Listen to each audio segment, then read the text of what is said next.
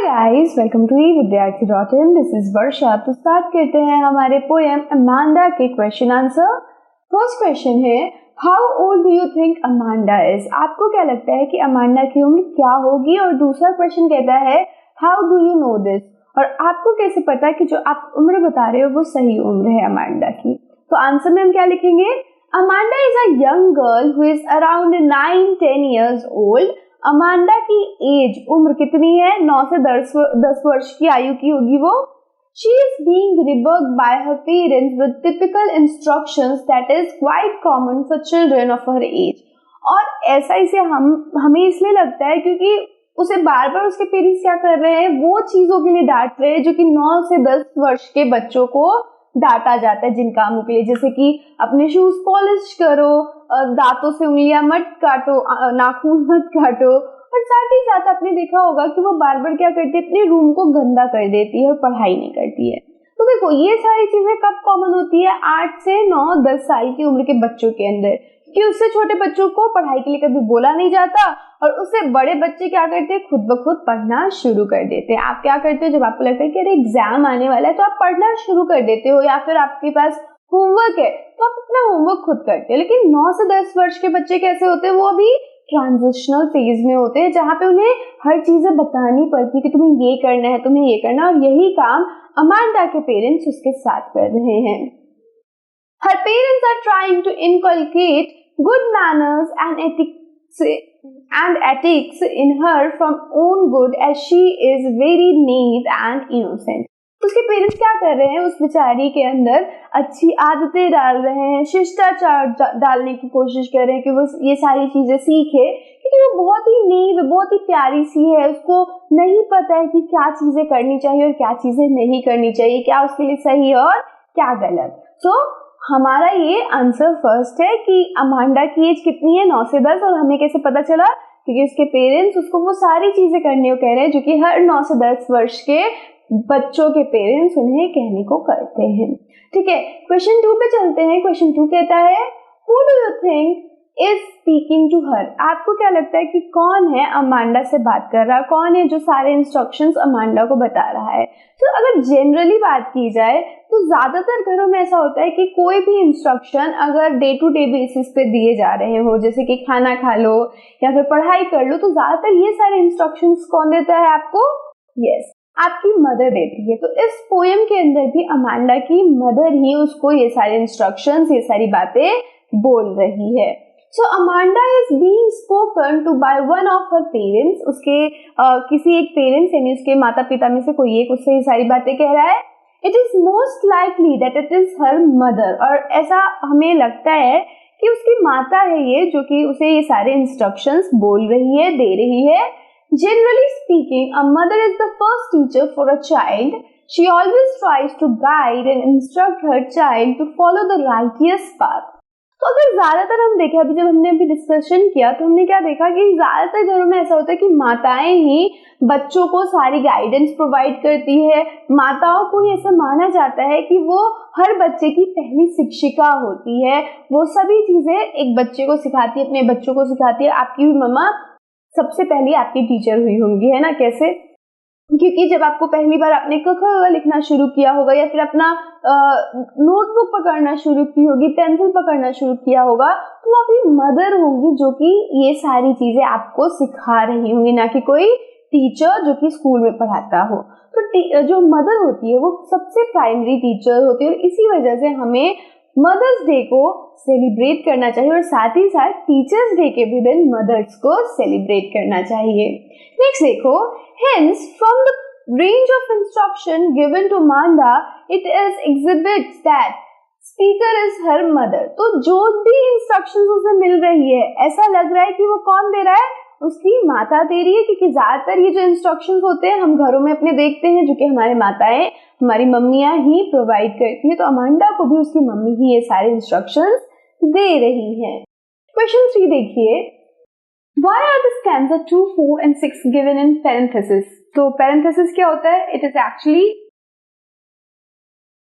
Bracket. तो जब भी ब्रैकेट का यूज होता है तो हम उसे parenthesis कहते हैं। तो ये जो सेंटेंसेस थे इन स्टैंजास के अंदर उनको ब्रैकेट में क्यों लिखा गया, क्योंकि हम यहाँ पे स्पेशल फील करवाना चाहते थे। वो जो फर्स्ट, थर्ड, फिफ्थ और सेवेंथ स्टैंजा में बातें बोली गई थी उनसे अलग थी। ये क्यों अलग थी? हमने देखा कि ये सारी जो स्टैंजास थे इनके अंदर इमेजिनेशन हम देख रहे थे अमांडा का, और यही कारण था कि हमने यहाँ पे पेरेंथेसिस का इस्तेमाल किया ताकि लोग क्या कर सके, अमांडा के मन के अंदर जो चीजें चल रही है वो देख सके। सो आंसर लिखते हैं इसका। Stanza 2, 4 and 6 are given in parentheses because they exhibit the inner thoughts and reaction of Amanda as she receives instructions from her mother given in stanza 1, 3 and 5। यहाँ पे क्या देख रहे हैं हम कि 2, 4, 6 को parentheses में इसलिए दिखाया गया है क्योंकि ये सारे क्या कर रहे हैं, अमांडा के इनर थॉट्स, उसकी सोच, उसकी इमेजिनेशन को दिखा रहे हैं। और किस लिए दिखा रहे हैं? क्योंकि वो सारे जो थॉट्स और रिएक्शंस है वो कहाँ से आ रहे हैं, अमांडा की माँ जो भी उससे बातें कह रही है उसके रिएक्शन में, उसके प्रतिक्रिया में आ रही है। नेक्स्ट क्या कह रहा है, as there is an alternate sequence of scolding by Amanda's mother, she gives a corresponding reaction to it on the following stanza in parentheses। तो क्योंकि बार बार ऑल्टरनेटिवली हर बार आप देखोगे फर्स्ट स्टैंजा में कुछ उसकी मम्मी ने बोला, फिर सेकंड में आप क्या देख रहे हो, पेरेंथेसिस में लाइंस देख रहे हो और देख रहे हो कि अमांडा के दिल में क्या चल रहा है। तो ये सारी जो भी स्टैंजाज है वो रिएक्शन में आपको देखने को मिल रहा है कि कोई भी काम अमांडा की मम्मी कह रही है, कोई भी चीज अमांडा की मम्मी कह रही है तो उसके रिएक्शन में क्या क्या चीजें, क्या क्या हलचल हमारी अमांडा के दिल में उठ रही है वो देखने को मिला है। So this is question 3। अब नेक्स्ट यहाँ पे और है कि thus the parenthesis is used by poets to convey the friendly tone of the poem। तो यहाँ पे हम ये बोल सकते हैं कि ये जो पेरेंथेसिस का इस्तेमाल है वो किस लिए किया गया है कि पोएट कन्वे कर रहा है कि ये पूरा का पूरा जो सीन है वो फ्रेंडली है, वो एक तरीके से थोड़ा सा फन डालने की कोशिश कर रहा है इसके अंदर पोएट, और साथ ही साथ इसको लाइट हार्टेड बनाने की कोशिश कर रहा है, ये दिखा के कि देखो इसकी मम्मी डांट रही है और इसके बदले में इसके मन के अंदर क्या क्या चीजें चल रही है। तो इस वजह से यहाँ पे पेरेंथेसिस का यूज किया गया है ताकि आपको ये पोएम पढ़ के आनंद भी आए और आप समझ भी पाओ कि एक बच्चे के अंदर जो कि डांट सुन रहा है वो क्या क्या चीजों को महसूस कर रहा होगा। नेक्स्ट है क्वेश्चन 4।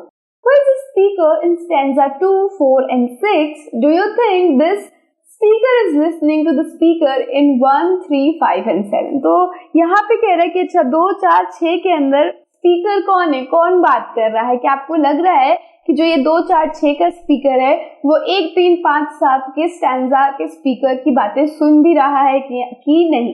तो हमने देखा अभी अभी अपने थर्ड क्वेश्चन के अंदर ही कि 2, 4, 6 स्टैंजास जो है वो क्या कर रहे हैं, यस वो हमारे अमांडा की इनर थॉट्स है, उसके अंदर की बातें हैं। तो ये जो स्पीकर है वो कौन है, खुद अमांडा है। So the speaker of the stanza 2, 4 and 6 is the child Amanda herself. And अब हम क्या करेंगे, यहाँ पे हम अपने सेकेंड क्वेश्चन पे जाएंगे कि ये जो स्पीकर है जो कि 2, 4, 6 में है वो 1, 3, 5 की स्पीकर की बातें सुन भी रहा है कि नहीं? तो देखो बिल्कुल नहीं सुन रहा, क्योंकि उसकी मम्मी उसको क्या कर रही है, बार बार कह रही है कि अमांडा ये काम करो, अमांडा वो काम करो, लेकिन वो अपनी ही दुनिया में खोई हुई है।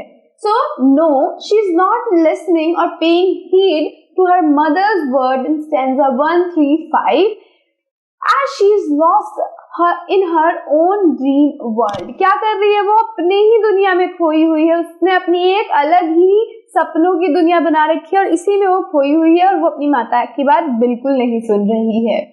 Her imagination let her escape from reality as she is lost in her own world। और उसकी जो इमेजिनेशन है, जो वो अपने अंदर दुनिया बना के रखी है, वो इस दुनिया से उसको क्या कर रही है, अलग कर रही है। वो उसी के अंदर खुश रहने की कोशिश कर रही है कि मैं कभी ये बन रही हूँ, कभी मर्मेड बन जा रही हूँ, तो कभी रपुंजल बन रही हूँ, तो कभी ऑर्फन बन जा रही हूँ।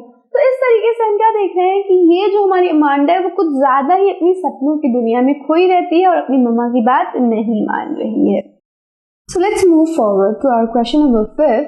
क्वेश्चन नंबर 5 कहता है what could Amanda do if she were a mermaid. Amanda क्या कर सकती थी अगर वो मर्मेड होती, तो एक जलपरी होती। तो उसका आंसर है if Amanda were a mermaid she could drift away slowly and carelessly on a languid emerald sea तो यहाँ पे हमारे जो अमांडा है, हमारी जो अमांडा है इस पूरे पोएम की मेन कैरेक्टर, वो क्या करना चाहती थी, वो एक जल परी बनना चाहती थी। और ये चाहती थी कि एक स्थिर से शांत से सी के अंदर, हरे रंग के समुद्र के अंदर वो क्या कर सके, बिना किसी होशो हवस के, बिना किसी केयर के वो आराम से तैर सके।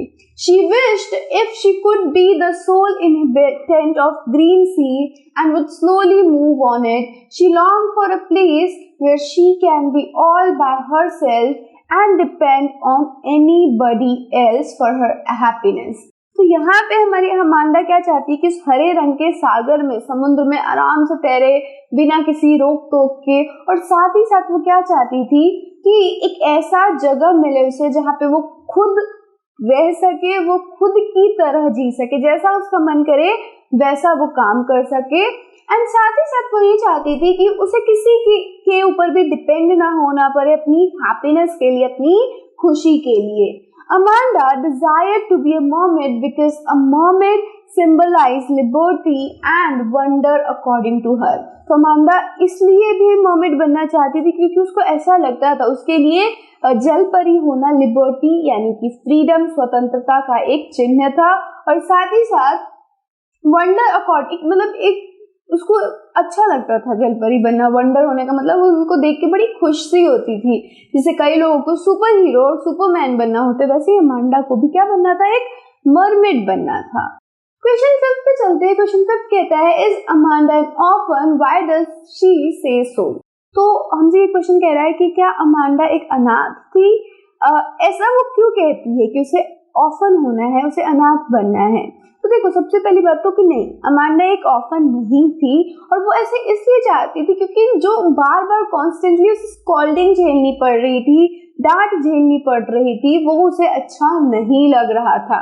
वो क्या चाहती थी, वो ये चाहती थी कि मुझे कोई डांटे ना और मुझसे कोई कुछ कहे ना। वो ये चाहती थी कि मैं एक ऐसे बच्चे की तरह जिंदगी व्यतीत करूं जो कि क्या है, जिसका कोई पेरेंट्स नहीं है, जिसका कोई डांटने वाला नहीं है। तो यहाँ पे आंसर लिखते हैं no, Amanda is not an orphan, वो एक अनाथ नहीं है।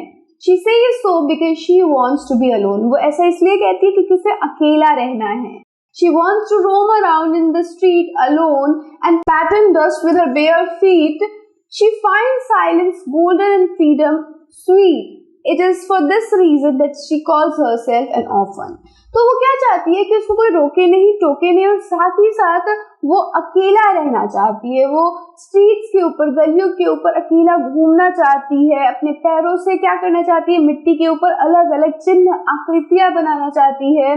और तो और उसको ऐसा लगता है कि अगर वो चुप रहेगी तो उसके लिए गोल्डन है, बहुत ही ज्यादा अच्छा है, और जो फ्रीडम है, जो स्वतंत्रता है, वो उसके लिए मीठी खीर के समान है। उसको स्वतंत्रता बहुत पसंद है, उसे ऐसा लगता है कि मैं चुप रहूं, मैं किसी से ना बोलूं और मुझे कोई कुछ ना बोले। तो ये चाहती है असल में, और यही रीजन था, यही कारण था कि हमारी अमांडा क्या चाहती थी कि वो एक ऑर्फन बने, और वो खुद को ऑर्फन सोचती है खुद के लिए कि मैं एक ऑर्फन हूँ जो क्या कर रहा है, स्ट्रीट के ऊपर घूम रहा है, गलियों पे घूम रहा है। So this is your question number 6। Next question चलते हैं क्वेश्चन 7 पे। Do you know the story of Rapunzel, why does she wants to be Rapunzel.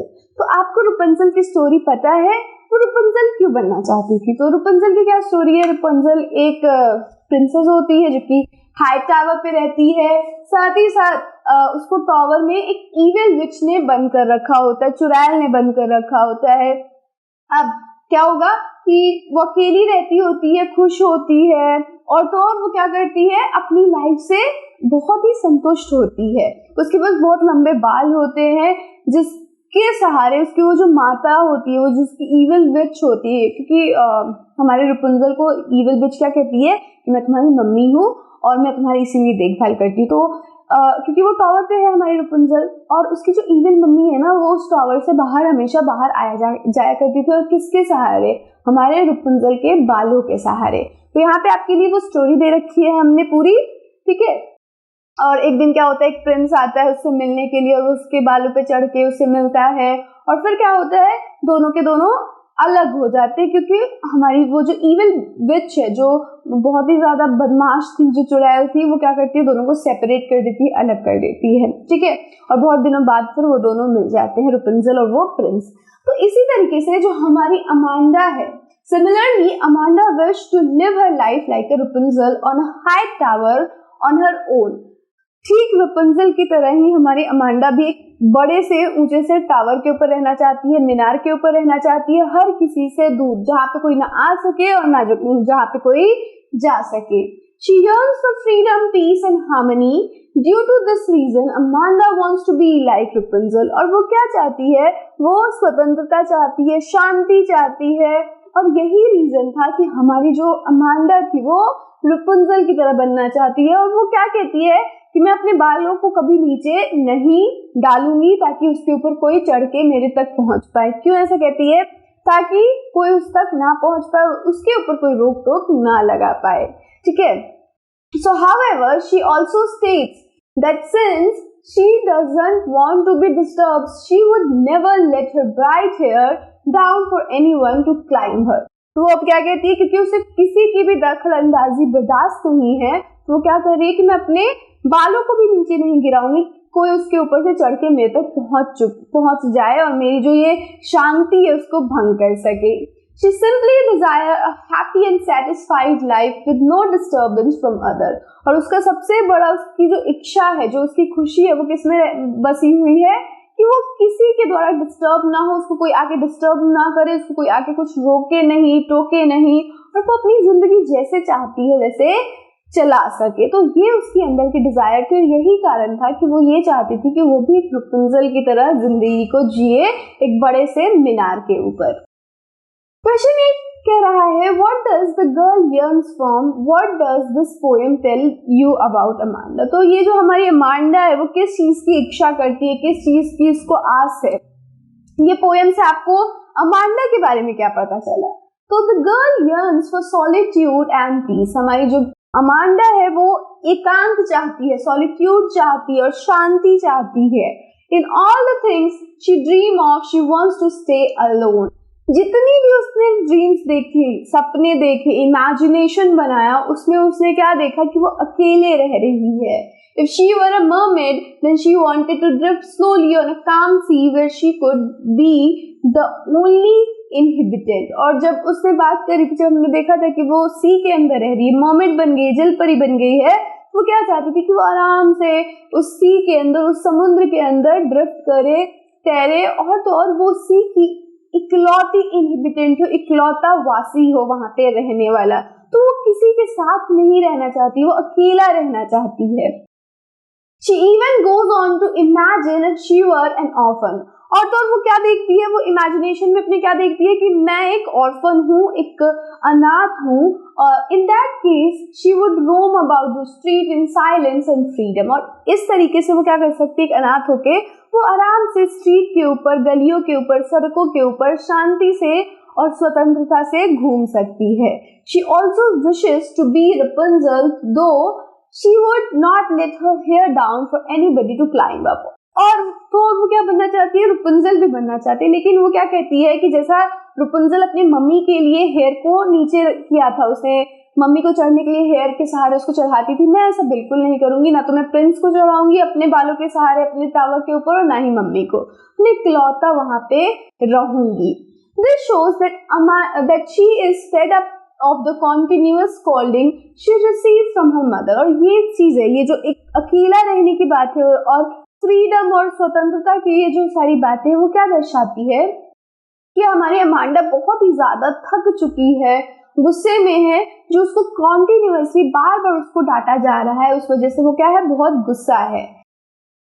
She wants to go away from her home to some place where she would not be constantly nagged and would be able to live peacefully. और वो एक ऐसी जगह पे जाना चाहती है जहाँ पे कोई उसे न डांटे, ना उसको कुछ कहे, और वो शांति से वहाँ पे ऐसे स्थान पे जहाँ पे उसको कोई रोकने टोकने वाला ना हो, वो रह सके, बस उसकी इतनी ही इच्छा है। Question 9 कहता है, read the last stanza. Do you think Amanda is sulking and is moody? तो आपको पूछा जा रहा है कि लास्ट स्टैंजा पढ़ो, आपको लगता है कि जो हमारी अमांडा है वो गुस्से में है, मूडी है, उसका जो स्वभाव है उसको कोई प्रिडिक्ट नहीं कर पा रहा है, ऐसा है क्या?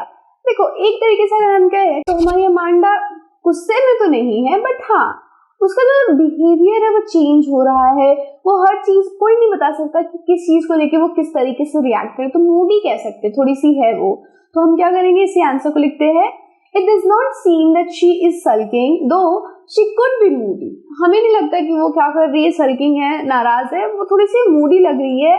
She is completely lost in her thought and is not even listening to her mother.